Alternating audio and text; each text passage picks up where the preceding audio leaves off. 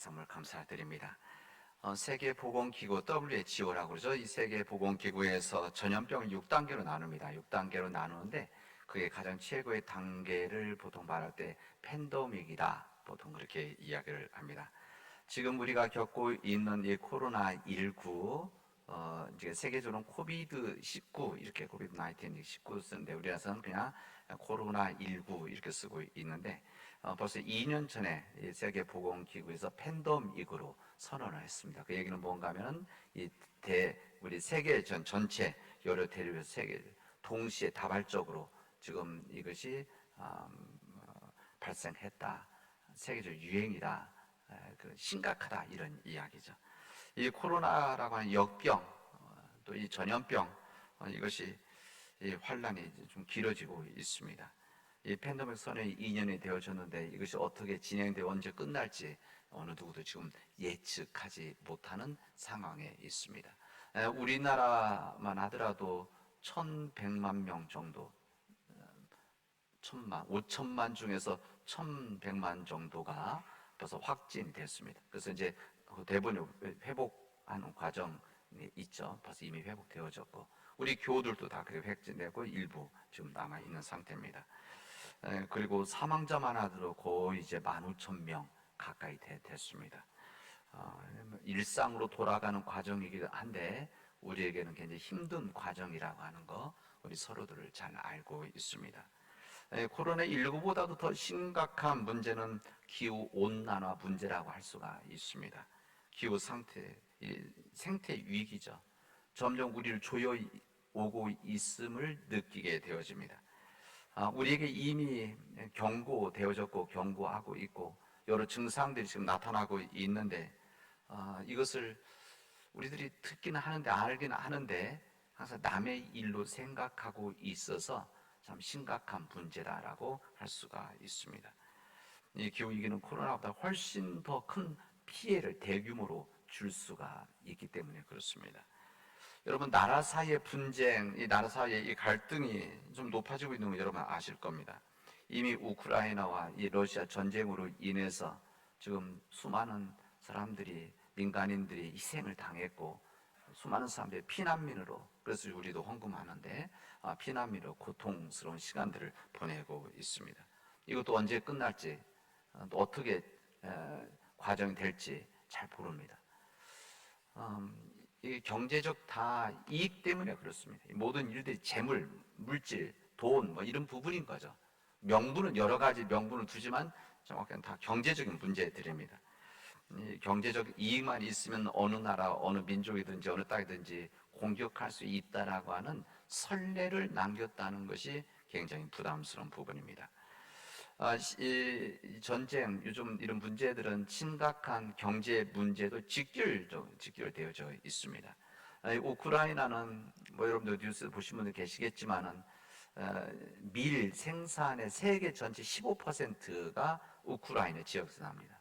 근데 이 우크라이나 지역은 이번 전쟁으로 인해서 파종이 안 된 겁니다. 안 됐기 때문에 아마 이 뭐 후반기, 지금이야 뭐 지금 과정이 있는데 아마 밀에 대한 아마 가격도 올라갈 것이고 파동이 날 수도 있습니다. 그러니까 제가 말씀드리는 것은 이 부분이 전쟁이 일어나면 그 나라 문제만이 아니라 모든 민족들에 영향을 주는 것이다, 그런 이야기입니다. 여러분, 시리아 내전 났을 몇 년 시리아 내전 났을 때도 그게 단순한 시리아 내전에서 끝났던 것이 아니라 사실은 러시아, 우크라이나 같은 지역의 이 가뭄, 기후 위기로 인해서 가뭄이 되어져서 밀 농사가 안 됐던 겁니다. 그래서 이 생산량이 줄어드니까 가격이 폭등했죠. 그래서 중동 지역이 다 거기서 갖다 먹는 지역인데 이 폭등이 없으니까 폭등이 나서 시리아 내전이 났던 겁니다. 그리고 내전 나니까 어떻게 됩니까? 이 사람들이 다 흩어져서 유럽 쪽으로 다 피난민으로 다 들어가고 난민으로, 그러면서 유럽대로 문제 생기고, 이것이 세계가 요즘은 다 연결되어 있어서 함부로 이런 일들이 단순하게 넘길 수는 없는 부분입니다. 제가 이렇게 말씀드리는 것은 단순히 제가 사회적인 문제, 신문에 나는 이야기만을 이렇게 이야기하는 것이 아니라 이런 모든 문제들은 우리 신앙적인 눈으로 바라봐야 된다는 겁니다. 이 모든 일들은 사실은 이 세상에 하나님의 창조 질서를 파괴하는, 하나님 창조 중 한 분은 인간의 생명을 무너뜨리고 파괴하는 이런 많은 일들이 지금 우리 세상에서 이루어지고 있다. 그게 뭔가 이런 모든 문제들은 우리의 영적인 위기다. 영적인 문제라는 겁니다. 신앙적인 눈으로 바라보아야 되고, 이 문제를 신앙적으로 하나님의 어떤 뜻이 있는지 우리가 바라보아야 된다는 것입니다. 어느 신학자가 이사야서 24장 19절에 있는 말씀을 들어서 이렇게 인용을 합니다. 땅이 깨지고 깨지며, 땅이 갈라지고 갈라지며, 땅이 흔들리고 흔들리며. 그래서 이 부분을 갖고 흔들리는 터전, 이게 책 제목인데, 흔들리는 터전이라는 이 말을 통해서 우리가 겪고 있는 우리 현실적인 이 사람들이 우리가 흔들리는 터전 위에서 살아가는 불안한 삶을 살아가고 있는 사람들이다, 이렇게 이야기를 하고 있습니다. 지금 우리가 겪고 있는 여러 가지 흔들리는 터전들, 여러분, 이게 남의 일이 아니고 다 우리들의 일입니다.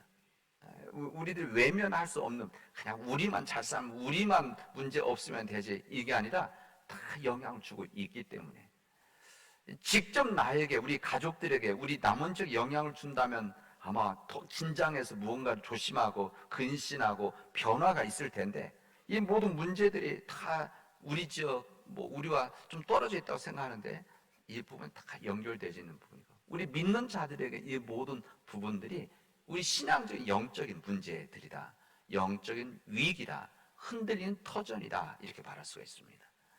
이 흔들리는 터전 같은 사람들이 지금만 있는 것이 아니라 우리 성경 이 흔들린 터전했던 시대를 우리에게 계속 알려줍니다.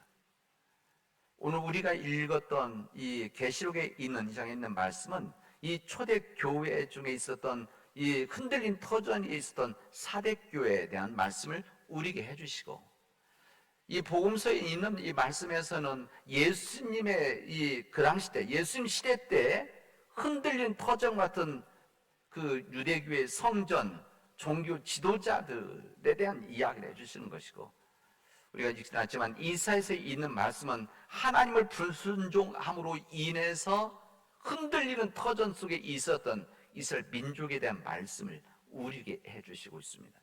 이 세 본문의 말씀은 우리가 보면 과거의 역사를 보아라, 그냥 지식을 알아, 이것이 아니라 이 역사를 통해서 우리의 모습을 돌아보라, 이런 말씀입니다. 이 소아시아, 그러니까 지금 터키 정도 땅입니다. 터키 정도. 이 터키 정도, 지금 이 소아시아 지역에 7개 교회가 있었습니다. 그래서 모든 소아시아 7교회다. 그래서 오늘 요한계시록에 있는 이 장의 말씀은 이 초대교회, 다시 말하면 이 소아시아 지역에 있었던 7교회에 주님께서 주신 주님의 말씀들입니다. 어떤 교회들은 칭찬을 받고, 어떤 교회들은 하나님의 심판을 받고, 어떤 교회는 경고를 받고, 이런 부분들. 오늘 우리들이 읽었던 이 사대교회, 이 사대교회에 대해서 하나님께서는 이 요한 사도를 통해서 준엄한 말씀을 전해주십니다. 이 말씀 들어보십시오. 이렇게 말씀해요. 사대교회요.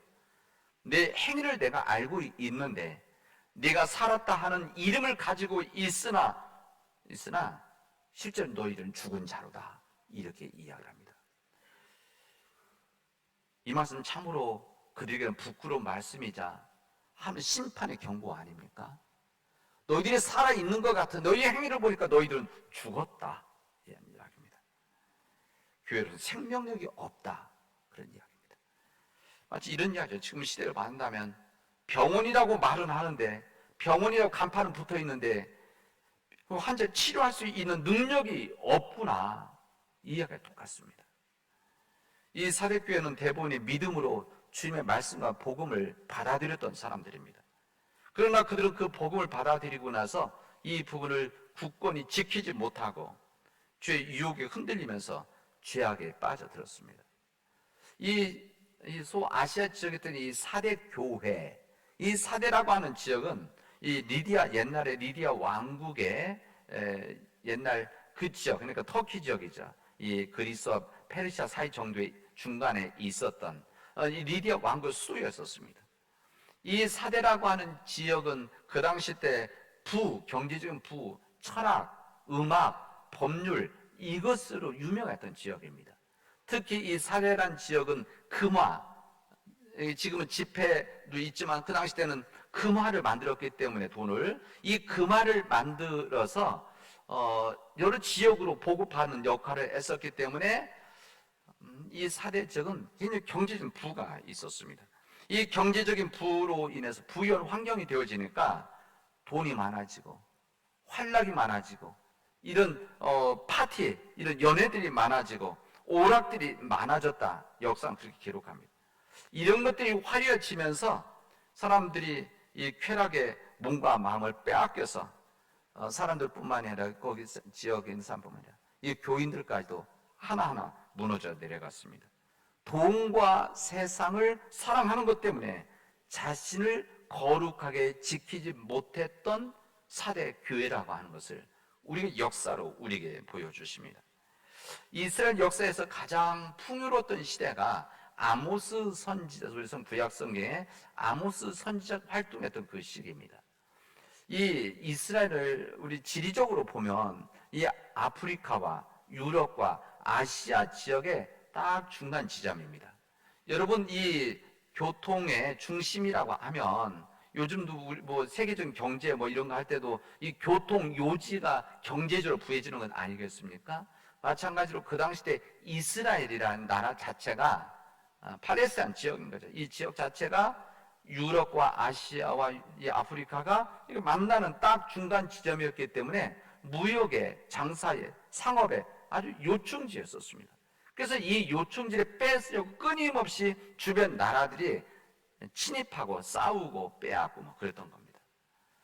근데 아모스 선지자가 살았던 그 시대 때, 하나님 종으로 섬겼던 그 시대 때는 이스라엘의 경제를 부했습니다. 이것은 이스라엘 자체가 강해진 것이 아니라 주변 나라들이 약해진 겁니다.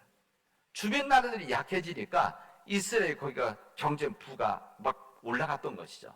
그래서 아모스 선지자서에 보면은 거기 보면 여름별장, 겨울별장, 상하침대 뭐 이런 표현이 나옵니다.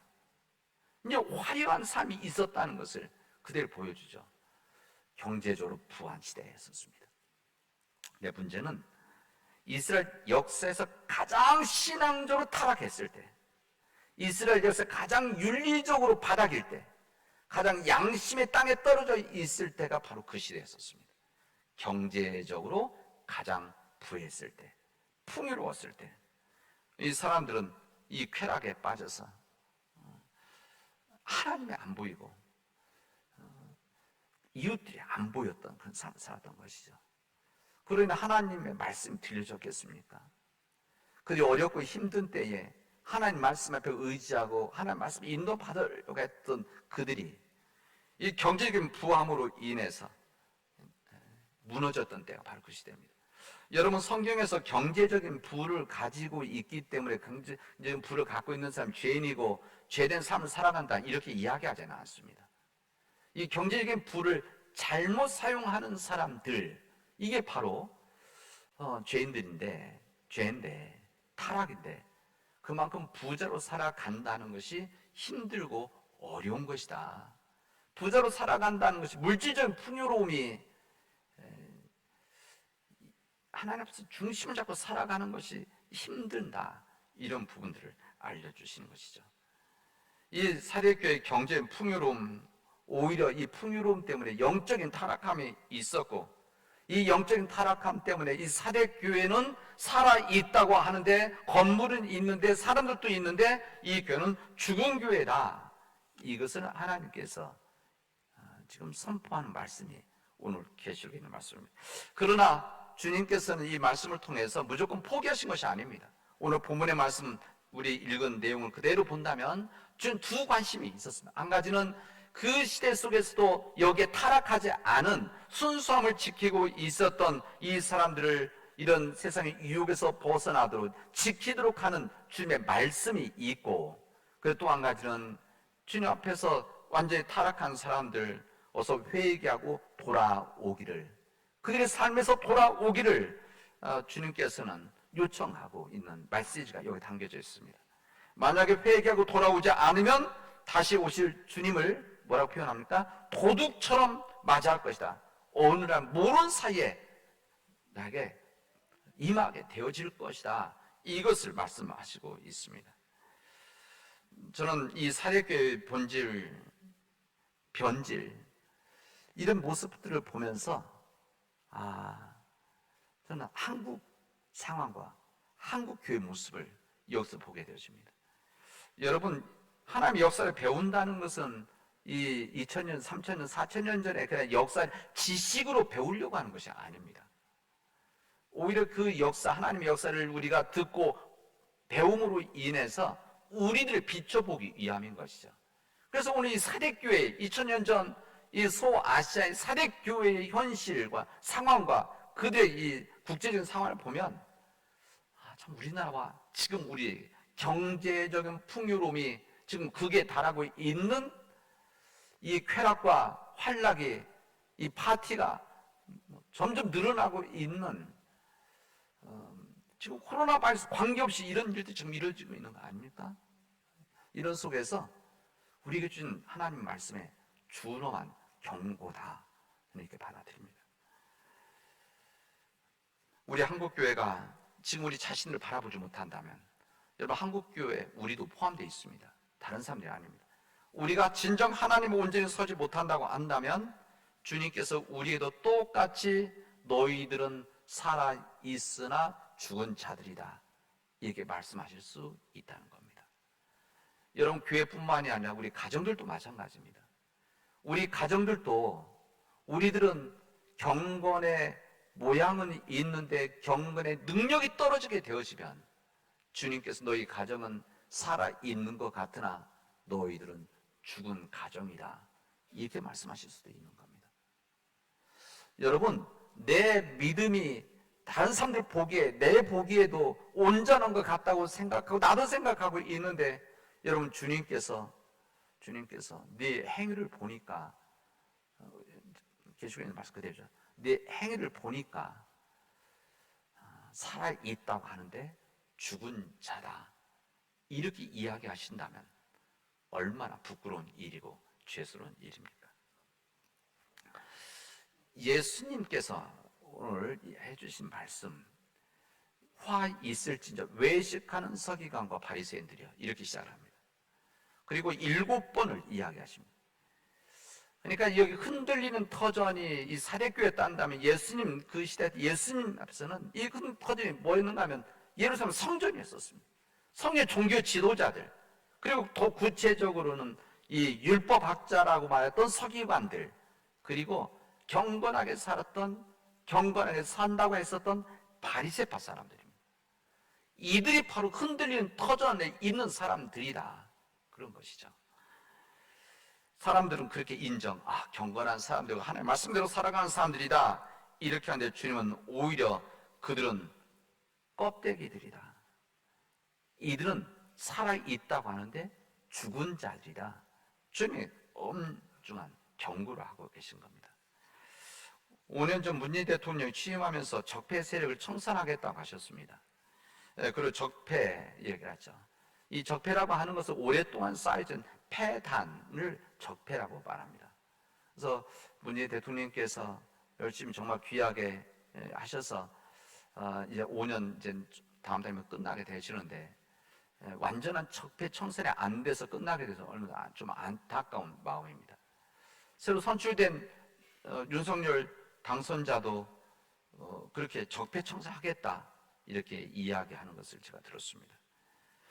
여러분, 제가 정치인 적폐 청산을 말하는 것이 아니라 정치적인 면에서 적폐 청산을 이야기한다고 한다면 우리 믿음을 갖고 있는 우리들에게 영적인 적폐 청산이 있겠다.